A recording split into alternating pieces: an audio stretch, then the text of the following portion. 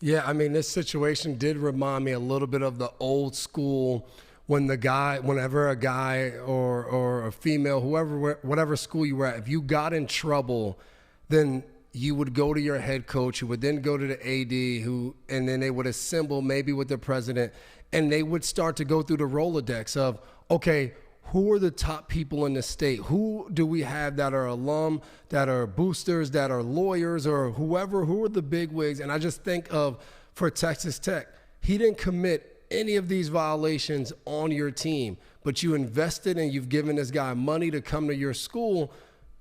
They get this ruling and they find out this information right away. You start to plug away at, okay, who's the first call that we have to make? Who's the person who's going to connect us to the next person of, they might have been talking to judges or different people months ago, knowing, all right, where does this end? How far down the line can we push this to get our case and to get this guy and this player on our team? Not because we think he's so right. We've invested too much in this young guy right now to not have him this year. This was the number one quarterback in the portal. We got him. We fought. We did everything we could do to get him. We can't go in a season without him. And that's what, when you were a college player, if you got in trouble, when I was at Rutgers, we had a few guys who were being dummies, and they were walking around with BB guns, and they were going up and they were pranking people, asking for their phones, and then laughing and giving their phones back. When that happens, right away as a school, you figure out how you can help the kids. And like all throughout, you go down the list of different schools with incidents that happen.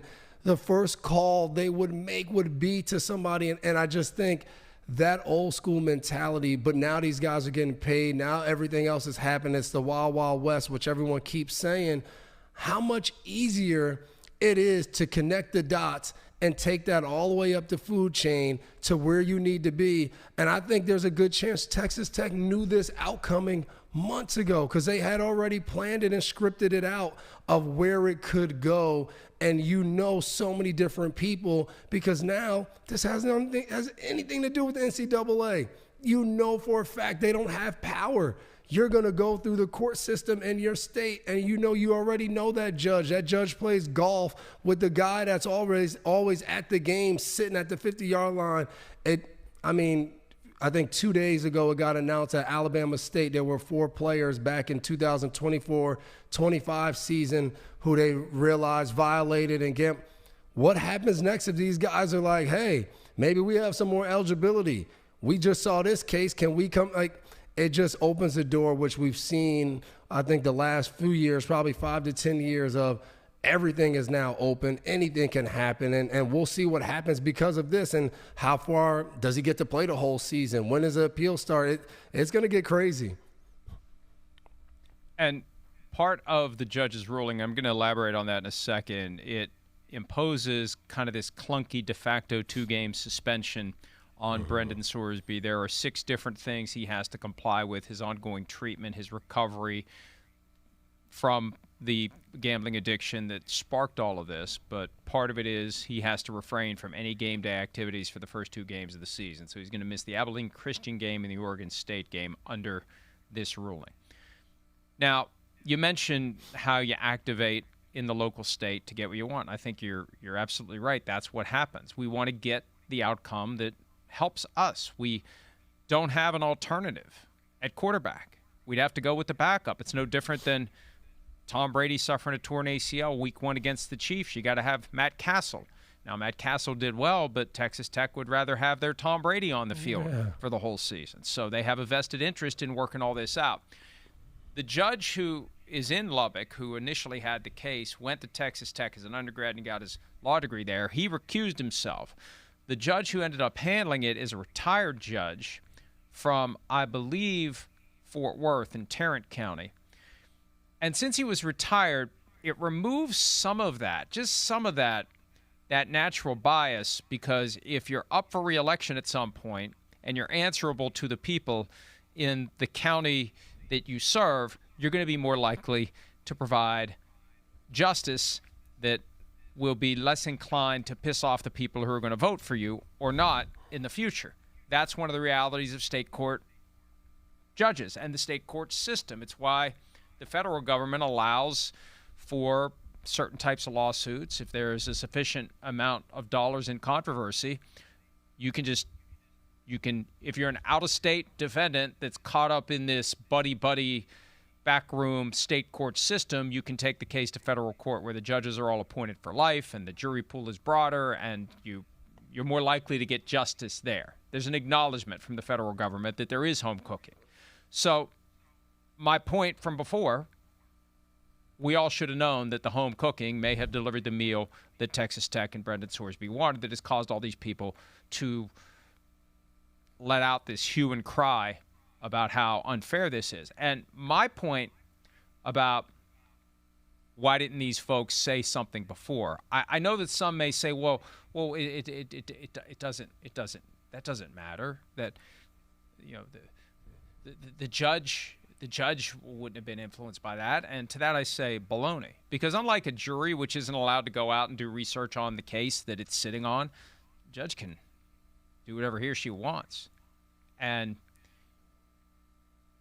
if the judge just so happened to be doom scrolling or checking out sports websites and had seen all these quotes before his ruling that are coming out now, judge may have thought twice about it. Judge may have thought, you know, this is a pretty big deal. This isn't just the usual, let's give the local team what the local team wants. There are bigger issues here that are a little more complicated, and they could create all sorts of problems, and maybe I should think about this a little more carefully. And I say that because the ruling's only 4 pages long.